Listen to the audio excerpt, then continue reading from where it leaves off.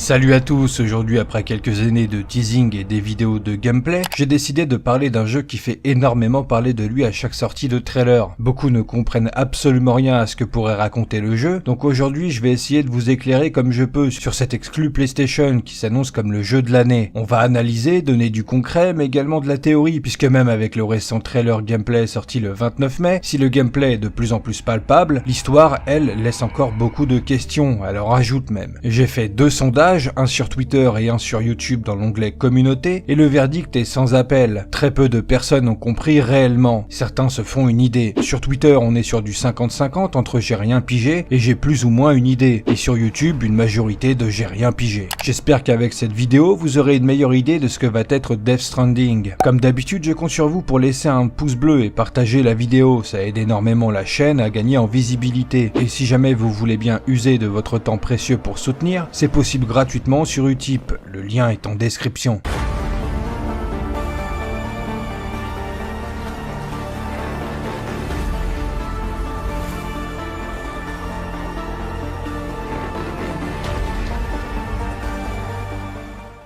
Hideo Kojima est le créateur de la saga Metal Gear Solid, jeu qui est tout bonnement le précurseur des jeux d'infiltration que l'on connaît tous. Une saga avec une histoire pas très simple à suivre en termes de relations de personnages et des organisations en place dans l'univers, si on n'y fait pas gaffe, mais tout de même avec un fond simple d'accès et un côté technologique limite futuriste qui revisite un peu l'histoire durant la guerre froide. Au vu de ce que les derniers trailers de Death Stranding nous proposent, on sent que la patte militaire est très présente. Kojima a travaillé un long moment chez Konami où il a débuté en tant que chef de projet et producteur pour le premier Metal Gear. Mais depuis fin 2015, ce dernier a quitté Konami pour créer son propre studio Kojima Productions. La rupture avec Konami a forcément un lien avec le projet Silent Hills, qui avait été teasé durant l'E3 2014. Kojima avait Guillermo del Toro avec lui en collaboration pour ce jeu, en plus de Norman Reedus en tête d'affiche pour incarner le personnage principal. Un projet malheureusement mort-né, mais qui n'a pas mis un terme aux relations qu'avait Kojima, puisque 2 ans plus tard, durant l'E3 2016, il revient avec Death Stranding et un premier trailer mettant en scène Norman Reedus, puis avec le temps, à travers les trailers jusqu'à maintenant, on a découvert un casting très riche. Mess Mikkelsen, Guillermo del Toro, Léa Seydoux, Troy Baker et Lindsay Wagner, pour ne citer que les plus connus avec Norman. Kojima adore le cinéma et lui rend un grand hommage avec ce jeu vidéo qui est très proche de l'œuvre cinématographique. Les affiches, les cinématiques avec une mise en scène époustouflante mettant en valeur la performance capture. Tout ça pour dire que Death Stranding est une idée, un concept qui a énormément évolué en plusieurs années et surtout qui s'est adapté. Très clairement, je pense qu'à la base, le projet était Silent Hills, mais suite à la rupture avec Konami, Kojima a su rebondir et explorer différemment ce qu'il avait en tête pour proposer une œuvre vraiment originale, et je pense que c'est très largement un mal pour un grand bien, au vu des réactions et de l'engouement que suscite Death Stranding. Jamais un jeu vidéo n'aura su autant faire parler de lui de cette manière, autant tenir en haleine le monde du gaming. Même des personnes qui ne comptent pas l'acheter ou y jouer sont énormément intriguées par le jeu, c'est pour dire.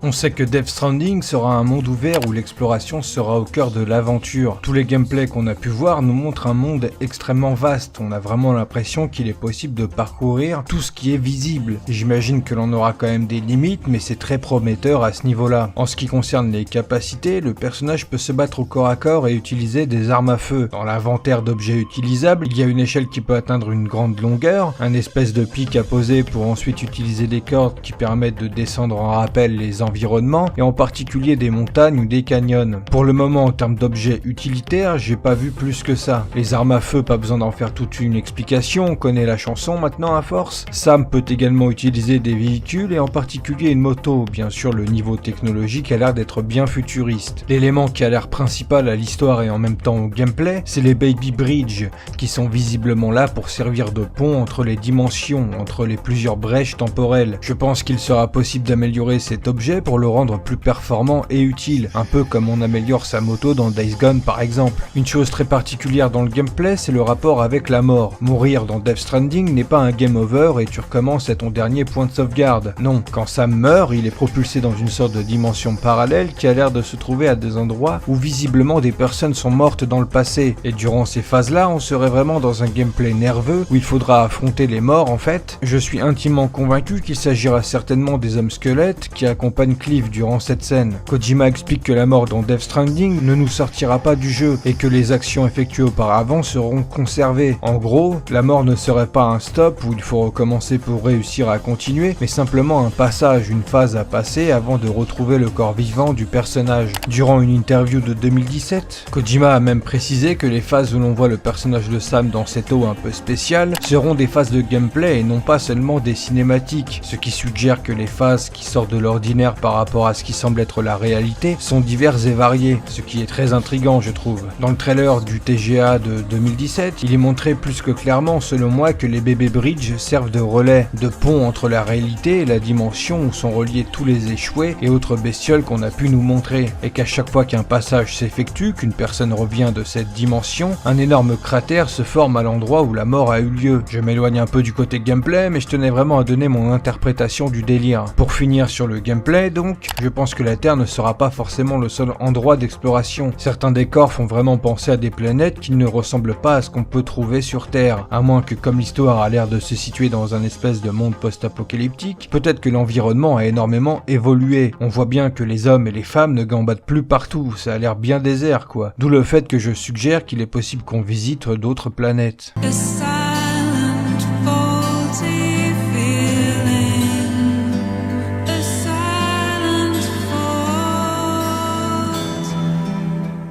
L'histoire de Death Stranding est un vrai mystère, chaque trailer place des éléments plus ou moins what the fuck et surprenants. Tu sors d'une de ces vidéos pour la première fois, tu comprends rien, tu réfléchis un peu, tu trouves des évidences, mais tu visualises difficilement le délire qui entoure l'histoire et ses personnages. Et même en y prêtant un minimum d'attention, au fil des années, j'ai personnellement toujours eu ce ressenti, de quoi ça parle. Qu'est-ce que va me raconter Death Stranding? On a un univers très riche et très bien réfléchi, on devine plus ou moins que les échoués et tout ce qui est lié à ce fameux liquide noir est visiblement hostile et qu'on incarne un personnage qui doit faire face à des dangers surnaturels, des ennemis humains qui ont l'air d'avoir une certaine connexion avec la menace surnaturelle, en plus d'avoir des pouvoirs. Et dans le dernier trailer, on voit qu'également Sam Porter a lui aussi des capacités spéciales. Même après avoir regardé plusieurs fois les trailers, quelques articles sur le net et des interviews d'Hideo Kojima, l'histoire et son enjeu me semblent encore pas mal flous dans le sens où je ne peux pas vous dire avec certitude que mon interprétation est la bonne.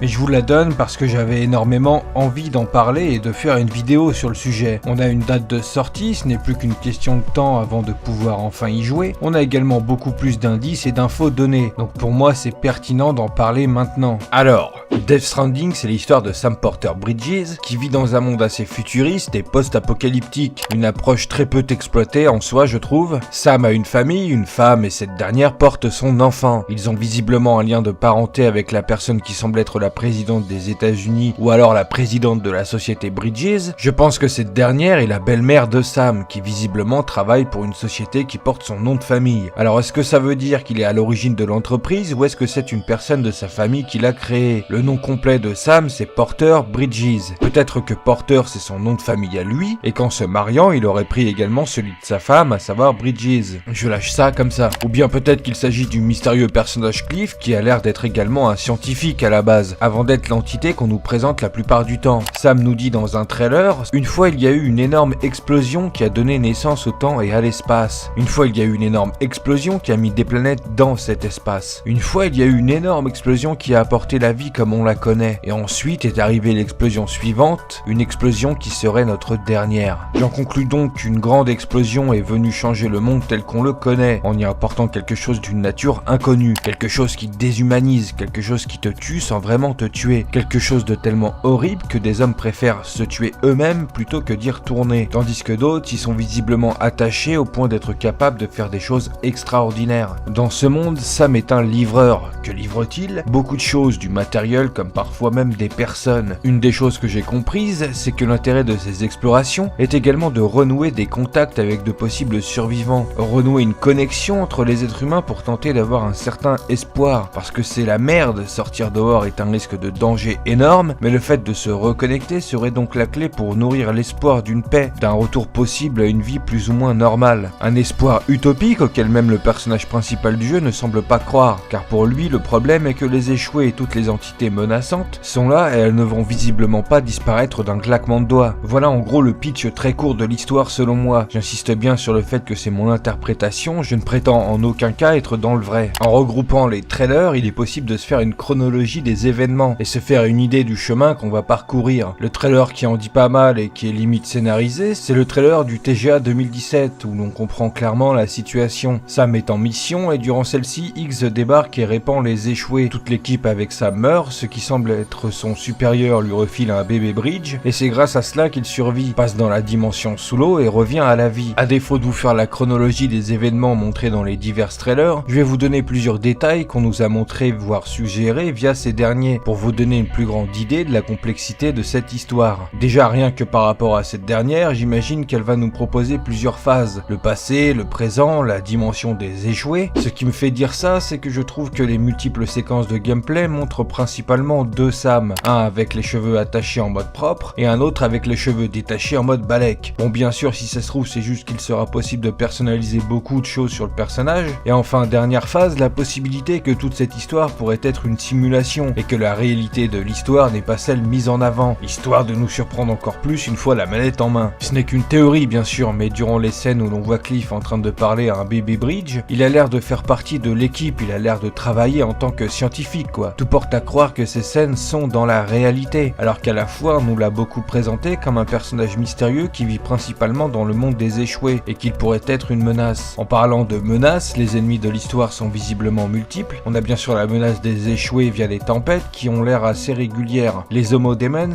qui sont des êtres humains ayant des pouvoirs particuliers comme le personnage de Higgs joué par Troy Baker qui semble en être le leader et serait donc l'antagoniste principal du jeu, avec donc le personnage de Cliff qui lui a plutôt l'air d'être connecté au monde des échoués, toujours accompagné de 4 d'entre eux. Je soupçonne très fortement Higgs de se servir de sa connexion avec Cliff dans le Death Stranding pour accomplir une certaine mission, un certain objectif qui serait d'un enjeu majeur. Du côté entre guillemets des gentils de l'histoire, on a donc Sam Porter que l'on joue, qui comme je vous le disais plus tôt fait partie d'une société, d'une entreprise qui s'occupe de livrer des trucs dans ce qui reste du monde. On a également Mama, Earthman, Deadman, qui ont l'air de faire partie eux aussi de Bridges, puisqu'on peut les voir ayant eux aussi les fameuses menottes visiblement essentielles pour utiliser la machine qui permet de détecter plus facilement les échoués et de ressortir indemne de la dimension de ces derniers à l'aide des bébés. Il y a aussi ce personnage qui nous est présenté comme s'appelant Amélie, joué par Lindsay Wagner, un personnage très mystérieux qui n'a l'air d'exister que dans la dimension liée à la plage où s'échouent les poissons et mammifères marins. Personnellement, je soupçonne ce personnage d'être en fait la personne qui interagit avec Sam au début du dernier trailer, l'ancienne présidente qui serait sa belle-mère et qui l'appelle Brigitte. Pourquoi j'en suis convaincu? Eh bien tout simplement parce que Lindsay Wagner aura 70 ans fin juin de cette année. Pour moi, Lindsay joue Brigitte et Amélie. Le monde du jeu vidéo n'a pas de limite, même au cinéma on fait vieillir ou rajeunir des acteurs. Je pense qu'elle a un rôle clé dans l'histoire, ça m'a l'air de la voir souvent au travers de ses aventures. Entre ces personnages, il y en a deux que j'ai du mal à placer, Die Hard Man et Fragile. Die Hard Man a un masque chelou comme Higgs, mais il a l'air moins violent et menaçant dans son attitude. Et Fragile, joué par Léa Seydoux, a visiblement une certaine affinité avec Sam, donc je la vois mal représenter une menace. Ce qui me chiffonne en revanche, c'est sa tenue, qui fait étrangement penser aux tenues Bridges. Est-ce qu'elle aussi est dans l'entreprise? Est-ce qu'elle fait partie d'une autre société? Ce qui est sûr en tout cas, c'est qu'elle a l'air d'être très connectée au Death Stranding. Le liquide noir sur sa tenue ressemble énormément au liquide des échoués. On est donc sur une histoire riche avec un énorme casting et encore énormément de mystères. Et c'est ce que j'adore avec ce jeu. Kojima a su manier d'une main de maître la promotion en nous donnant beaucoup d'indices mais sans dire explicitement les choses. Sur un jeu classique, les trailers sont là pour te poser un univers, te dire plus ou moins ce qui t'attend dans le jeu pour créer une envie. Avec Death Stranding, l'envie d'en savoir plus et l'intérêt qu'on y porte ne vient pas du fait qu'on sait ce qui nous attend et qu'on veut voir jusqu'où le délire va nous emporter, mais bien du fait qu'on ne sait pas où on va mettre les pieds. Le jeu semble être très étrange et complexe. Du coup, la curiosité, l'envie d'en savoir plus est encore plus grande. Ce qui me fascine et me donne encore plus envie de jouer à Death Stranding, c'est la profondeur et la philosophie qu'il met en scène très subtilement. Pour vous la faire courte, la base de l'histoire, c'est la connexion entre les êtres humains, en particulier le fait que nous sommes tous liés. Au moment de l'intrigue, les humains ne sont quasiment plus liés entre eux et Sam symboliserait un peu cette tentative de relier les personnes entre eux, malgré le Death Stranding, le fameux espoir dont je parlais plus tôt dans la vidéo. Si vous prêtez bien attention, cette symbolique du lien est beaucoup représentée, Les échoués ont tous un lien, les humains comme Sam lient des câbles pour allumer les bébés bridge qui servent de pont entre les dimensions, et cette symbolique des liens, des ponts est retranscrite jusqu'aux items de gameplay, les cordes, l'échelle, etc.